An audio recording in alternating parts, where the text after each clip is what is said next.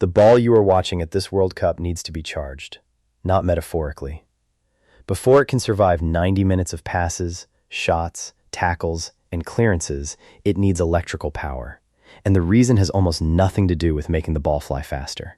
The official ball is called Trionda. Its name combines tri, meaning three, with onda, meaning wave, because the tournament is being hosted by the United States, Canada, and Mexico.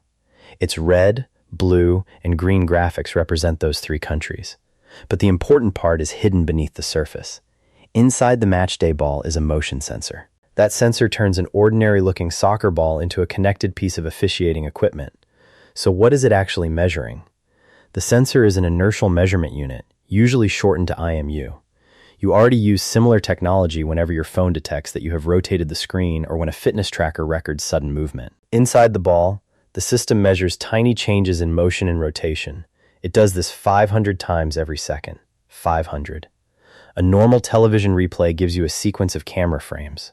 The sensor gives officials a much denser stream of information about what the ball is doing between those frames. It can reveal the precise instant a foot, head, hand, or other body part makes contact with the ball.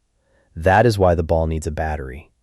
The sensor cannot collect and transmit data without power, so the battery has to be recharged. It is charged by induction, which means energy passes into the ball without a charging cable being pushed through its surface. Think of a phone resting on a wireless charging pad, except the device being charged is about to be kicked around a stadium. Why go to all that trouble? Because some of the hardest decisions in soccer depend on a fraction of a second. Take offside.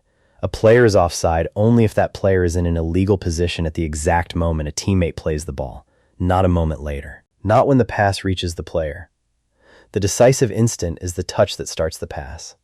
That sounds simple until you try to identify the exact frame. A player can sprint several inches in a fraction of a second.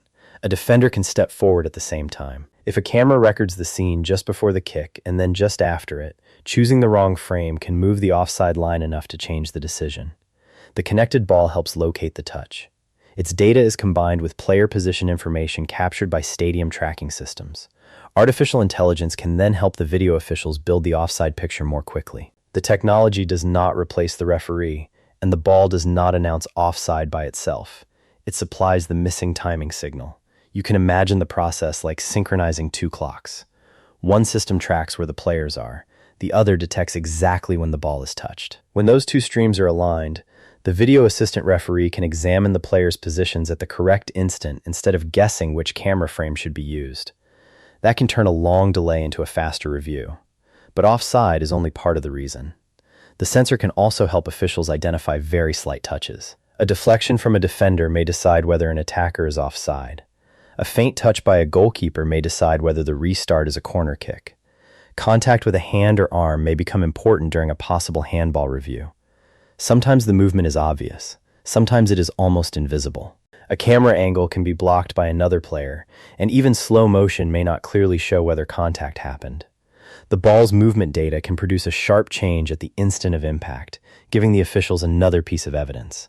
That already mattered during the 2026 tournament. In Sweden's 5-1 victory over Tunisia on June 14th, officials used waveform data from the ball to detect a slight contact during a disputed goal.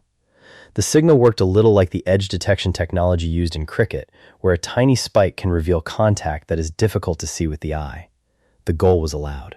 Without the sensor, the same review could have depended almost entirely on imperfect camera angles. Does that mean the ball always has the final answer? No.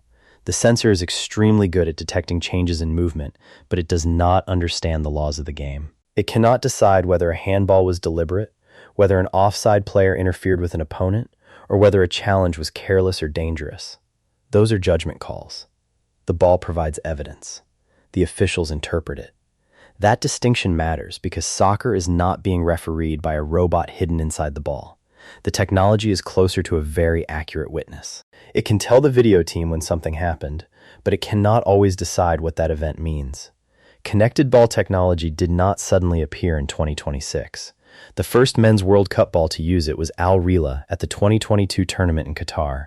That ball also contained a 500 Hz sensor and helped support semi-automated offside decisions. The 2026 version continues the same idea but changes how the electronics are installed.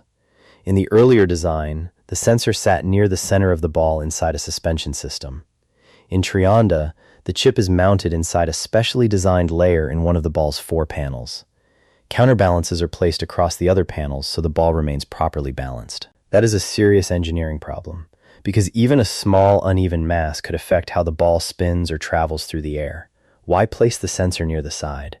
The new arrangement allows the connected system to fit into Trionda's 4-panel construction while preserving the ball's shape and performance. The electronics have to survive repeated high-speed impacts, rapid spinning, wet conditions, temperature changes, and the force of elite players striking the ball. And the players should not notice any of it. To them, the ball still has to feel predictable. That is why the outside matters too. Trionda uses 4 large panels with deep seams and carefully positioned surface markings. Those features help create evenly distributed drag as the ball moves through the air. Embossed details also improve grip when the ball is wet or the conditions are humid. The technology inside cannot be allowed to ruin the physics outside. A sensor that helps the referee but makes every long pass wobble unpredictably would create a new problem while solving another one. The ball still has to meet the basic demands of the sport: stable flight, consistent bounce, reliable touch, and proper balance. So the charging process is not a gimmick. It is part of preparing a measurement device for competition. Before the match, the electronics need enough power to record and transmit the ball's movement. During play, the data travels to the officiating system in real time. When a controversial moment occurs, the video team can compare the sensor signal with camera footage and player tracking information. You usually never see that process. You see the referee pause. You see a hand pressed against an earpiece. You see players waiting while lines, replays, and freeze frames appear on television. Behind those images, the ball itself may be helping identify the moment that matters. There is also one important misunderstanding to avoid. The sensor is not a GPS tracker that independently knows the ball's exact location anywhere on the field. Its main strength is measuring movement and detecting contact. Other stadium systems provide the positional picture, and the different technologies work together. That is why one chip is not replacing every camera. It is filling a gap cameras have always struggled with. A camera can show you where an attacker appears to be. The ball can help tell you precisely when the pass began. A camera can suggest that a defender touched the ball. The motion signal can help confirm that contact occurred. Each system checks the other. And that is the larger reason this technology exists. Modern soccer is filled with decisions that are too close for the human eye at full speed. Fans still want the game to flow, but they also expect major calls to be accurate. Connected ball data tries to reduce the time between those two demands. Faster evidence, better timing, less guessing. Of course, technology cannot remove every argument. 2 people can watch the same handball replay and still disagree about the correct decision.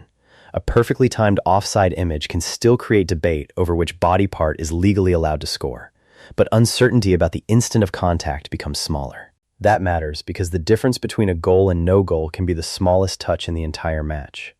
The strangest part is that the ball still looks familiar. It is round.